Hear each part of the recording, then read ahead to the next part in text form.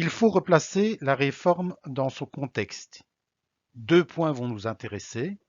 Il y a le contexte législatif, puisque le politique fait un choix, et il y aura un contexte sociétal, car, comme je l'ai dit dans l'introduction, la société entière doit adhérer à cette réforme, car elle impacte vraiment tout le monde. Au niveau du contexte législatif, deux balises. L'avis numéro 3 du pacte pour un enseignement d'excellence et également la déclaration de politique communautaire que le gouvernement actuel a déposée à l'entame de sa prise de fonction.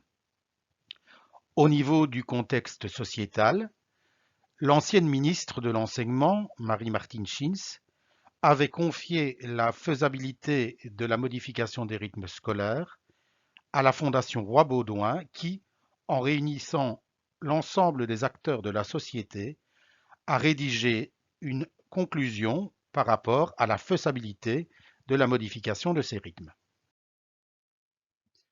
Le pacte pour un enseignement d'excellence propose entre autres de redéfinir les rythmes scolaires annuels de sorte à mieux prendre en compte les besoins physiologiques des élèves, favoriser les apprentissages et permettre l'intégration d'activités participatives, sportives, entre autres.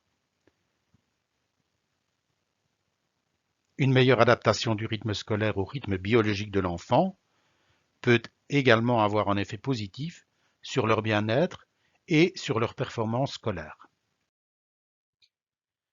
L'avis numéro 3 du pacte pour un enseignement d'excellence définit des priorités, en partant du constat que les réformes des rythmes sont des réformes très complexes à mettre en œuvre parce qu'elles sont susceptibles de se heurter à de fortes résistances. Le groupe central pointe deux priorités, l'impact d'une réforme de la journée scolaire, extrêmement compliquée à mettre en place. La CC Enseignement ne dispose d'ailleurs pas de mandat à ce sujet, et une réforme du rythme de l'année scolaire, relativement plus aisée à aborder. C'est sur ce point que notre avis est demandé, en partant du principe que l'année scolaire serait répartie sur 7 semaines de cours, suivies systématiquement de 2 semaines de congé, et qu'il faudra adapter en conséquence la durée des vacances d'été de manière à privilégier des semaines complètes. Le gouvernement, au travers sa déclaration de politique communautaire et en tenant compte des résultats de l'étude de faisabilité de la Fondation Roi-Baudouin, propose d'adapter progressivement les rythmes scolaires annuels en concertation avec les enseignants et les autres acteurs concernés. Il s'engage à trois choses. Veiller à mieux articuler la politique éducative mêlant le scolaire et l'extrascolaire en associant les acteurs des secteurs concernés, à revoir les législations concernant l'accueil temps libre et les écoles de devoir en vue d'offrir à tous les enfants un accueil extrascolaire et des loisirs de qualité dans une continuité et une cohérence pédagogique avec l'école, et enfin, rassembler les activités au sein ou à proximité des écoles, encourager, encadrer le partage des locaux. Que dit la conclusion de la Fondation Roi-Baudouin à propos de la réforme des rythmes annuels? Cette réforme ne peut se faire de manière isolée. Il doit s'agir d'une réforme de fond qui s'inscrit dans une dynamique de transformation globale et qui intègre les autres aspects du monde de l'école associés de près ou de loin à la question. On pense ici à la manière d'évaluer, à la valorisation des jours blancs, à l'articulation des périodes scolaires, des périodes extrascolaires, à l'accompagnement des élèves en difficulté, à la lutte contre le décrochage scolaire, à la planification des voyages, qu'ils soient culturels ou scolaires. La réforme ne peut être entamée sans repenser l'offre extrascolaire. Les enfants ne sont pas égaux face au temps libre, à l'organisation des temps en dehors de l'école. Modifier les rythmes sans faire de l'offre extrascolaire un chantier prioritaire en termes d'accessibilité notamment, risquerait d'avoir pour effet de creuser les inégalités au lieu de les combler. Enfin, une réforme des rythmes scolaires ne peut se faire sans un alignement et une adaptation des autres agendas. Il n'est pas faisable de changer un rythme si le rythme des autres domaines calqués sur le calendrier scolaire ne suit pas. Il faudra une réarticulation des différents rythmes et agendas. Ceci concerne notamment l'articulation avec les rythmes de l'enseignement supérieur et universitaire, l'articulation avec le calendrier et les horaires des services publics de mobilité, l'articulation avec les agendas culturels et sportifs, l'organisation des stages, des camps, l'articulation avec l'organisation de la vie des familles, du monde du travail, l'alignement des rythmes scolaires entre les communautés linguistiques est demandé par les familles, mais le gouvernement n'en fait pas une priorité. Il est bon ici de signaler que même si la communauté flamande et la communauté germanophone ne voulaient pas suivre cette réforme, la ministre de l'Enseignement nous a signalé vouloir quand même l'impacter. Cette réforme aura un effet sur le bien-être et l'apprentissage des élèves qui doivent être au centre de la réforme. Il doit s'agir de la préoccupation principale qui ne peut en aucun cas être instrumentalisée afin de servir de prétexte pour amener d'autres changements d'opportunités, qu'ils soient d'ordre organisationnel ou autres dans les écoles, sans lien évident avec le bien-être de l'enfant. Enfin, et nous l'avons souligné à plusieurs reprises, c'est une de nos priorités, les périodes de vacances ne devront absolument pas être des périodes de blocus ou de préparation à des examens. Elles devront être, tant pour les personnels de l'enseignement que pour les élèves, de véritables périodes de détente et de repos. La méthode de travail de la Fondation Roi-Baudouin a permis d'enrichir les positions émises de façon formelle par les grandes catégories d'acteurs dans le cadre d'échanges approfondis. Il ne s'agit donc ni d'une étude de faisabilité classique, ni d'un recensement exhaustif des positions de tous les acteurs concernés. Ce qui a été testé, c'est le degré d'acceptabilité de la proposition de réforme, ses principales conditions de réussite, aux yeux des acteurs interrogés. Si l'analyse a mis en avant un consensus assez spontané en faveur d'une modification du rythme annuel qui serait favorable au bien-être des élèves, elle révèle surtout que le véritable enjeu ne porte pas tant sur les modifications de calendrier en tant que telles, que sur les conditions qui y sont assorties. Pour la grande majorité des acteurs consultés, en effet, changer les rythmes pour changer les rythmes, cela n'a pas de sens. Aborder la question des rythmes scolaires sans s'atteler au chantier de l'extrascolaire risquerait de creuser encore les inégalités entre enfants.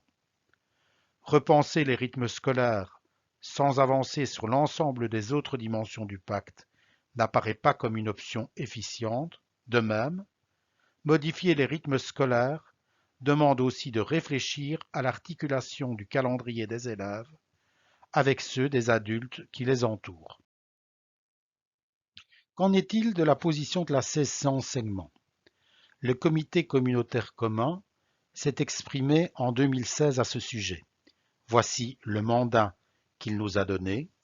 OK pour accepter une discussion sur un nouveau calendrier annuel, à deux conditions: que cela ne modifie pas le nombre de jours de présence des personnels de l'enseignement et que les droits pécuniaires et statutaires des personnels temporaires soient garantis.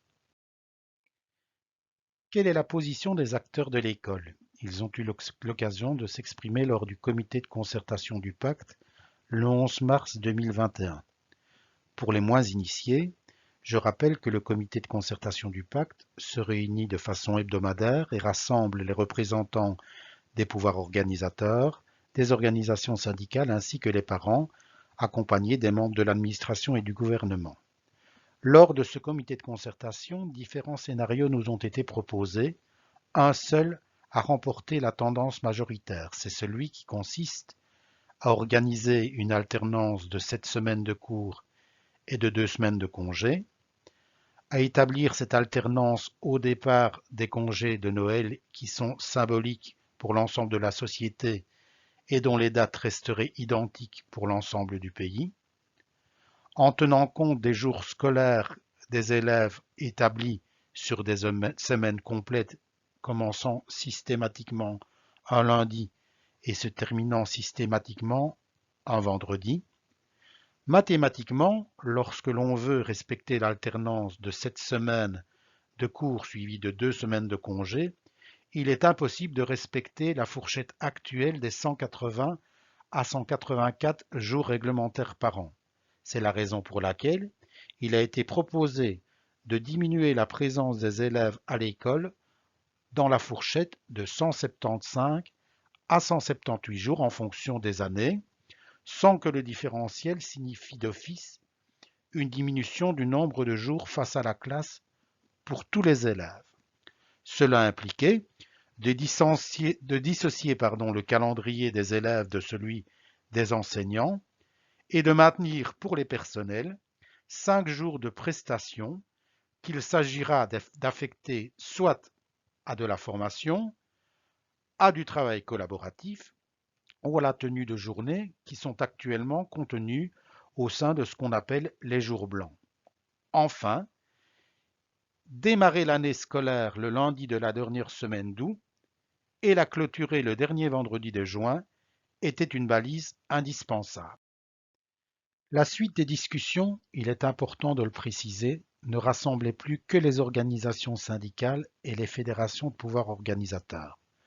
L'objectif était de placer des balises sur l'organisation des 5 jours de différentiel entre le calendrier des élèves et celui des enseignants. Voici les options sur la table qui sont privilégiées. Il est proposé de fixer de manière commune 3 jours à l'ensemble des membres du personnel. Les 2 jours restants seraient laissés à la convenance des écoles. Il est proposé également de concentrer les 3 jours communs au mois d'août sans que cela n'entraîne un démarrage trop tôt, la balise qui est proposée étant le 20 août. Les 2 journées restantes à organiser seront prestées au choix des travailleurs, soit à titre collectif, soit à titre individuel.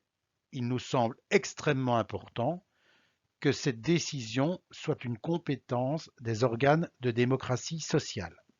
Enfin, la distinction des calendriers enseignants et élèves ainsi conçus doit permettre d'augmenter le nombre de jours de formation dans la mesure où la tenue des formations sera facilitée par rapport à la pratique actuelle. On pense en particulier ici au niveau fondamental, où l'on sait que le remplacement entraînait une difficulté pour les enseignants de participer à des journées de formation.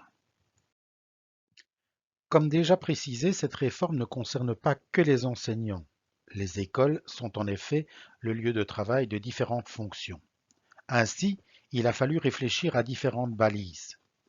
La réforme ne vise ni à augmenter ni à réduire le nombre de jours de prestation des personnels.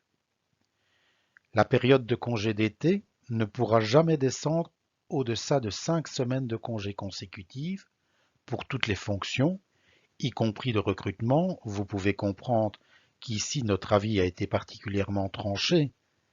La question de l'application d'une rémunération au mois d'août sur le calcul de l'allocation de chômage due pour le reste du mois doit être approfondie afin de s'assurer d'aucune perte de salaire. On sait qu'ici, l'ONEM est un acteur privilégié. Enfin, il est demandé de pouvoir aligner les calendriers du personnel de sélection et de promotion avec ceux des directeurs. Enfin, 4 balises générales sont encore indispensables. On ne peut descendre en dessous des 175 jours pour le calendrier des élèves en face à face en classe. Le calendrier des enseignants doit quant à lui continuer d'observer une moyenne de 182 jours. Quel que soit le choix porté quant aux 2 jours du calendrier enseignant fixé par les écoles, le calendrier enseignant devra nécessairement débuter et se clôturer aux mêmes dates pour tous. Enfin, une analyse approfondie devra être conduite sur les jours blancs, les méthodes évaluatives, les procédures de recours, afin de conduire en parallèle de la révision des rythmes à une diminution du nombre des jours blancs, une révision de fond du fonctionnement actuel des évaluations, les deux sujets, celui des rythmes et celui de l'évaluation, étant interdépendants. Nous allons maintenant illustrer la réforme par 3 exemples représentant 3 années scolaires à venir et représentatives parmi les 10 prochaines années. La première étant l'année scolaire 2022-2023, la première impactée par la proposition de réforme.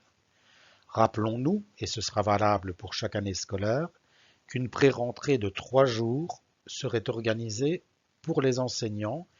Elle précéderait la rentrée des élèves. Ainsi, pour l'année 2022-2023, les élèves reprendraient les cours le lundi 29 août.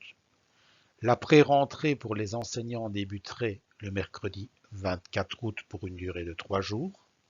La fin de l'année scolaire est programmée pour tous le vendredi 30 juin.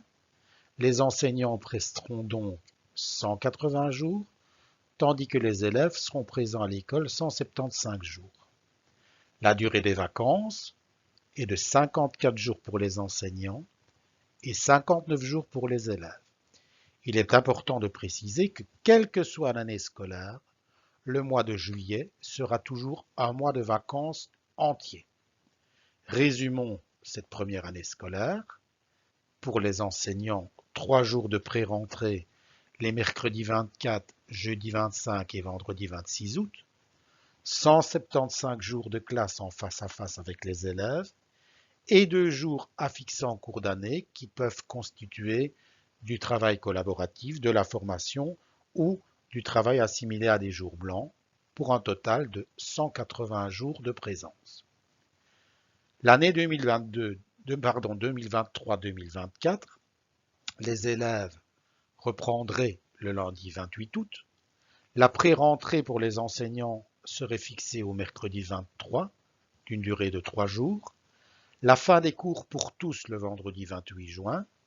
L'année scolaire pour les enseignants serait de 182 jours et 177 pour les élèves, 53 jours de vacances pour les enseignants, 57 jours de vacances pour les élèves. Le récapitulatif apparaît sur l'écran. Enfin, une année particulière, l'année 2026-2027, puisque les élèves rentreront le lundi 24 août, qu'il est impossible cette année-là d'organiser 3 jours de pré-rentrée, puisque je rappelle qu'une balise est de ne pas recommencer avant le 20 août. Il y aura donc 2 jours de pré-rentrée, le jeudi 20 et le vendredi 21 août. Le 3e jour ne sera pas récupérable. L'année scolaire se terminera le vendredi 25 juin. Les enseignants presteront 181 jours. Les élèves seront présents 177. Les vacances des enseignants auront une durée de 56 jours, celles des élèves de 60 jours. Il est à noter que sur les 10 premières années impactées par la réforme, l'année 2026-2027 sera la seule où une date de pré-rentrée aurait pu avoir lieu avant le 20 août. Il vous appartient maintenant de donner votre avis. La parole est à vous. Nous vous posons une seule question. Sans augmenter le nombre de jours de prestations annuelles pour les personnels, êtes-vous pour un rééquilibrage de l'année scolaire sur base de la proposition qui vient d'être faite? C'est l'avis collectif de nos comités qui sera pris en compte. C'est le mandat qui fixera notre position définitive et qui guidera nos négociations futures. Je vous propose de débattre sereinement entre vous, de donner votre avis. Je vous remercie de votre attention et vous souhaite une bonne fin d'Assemblée générale.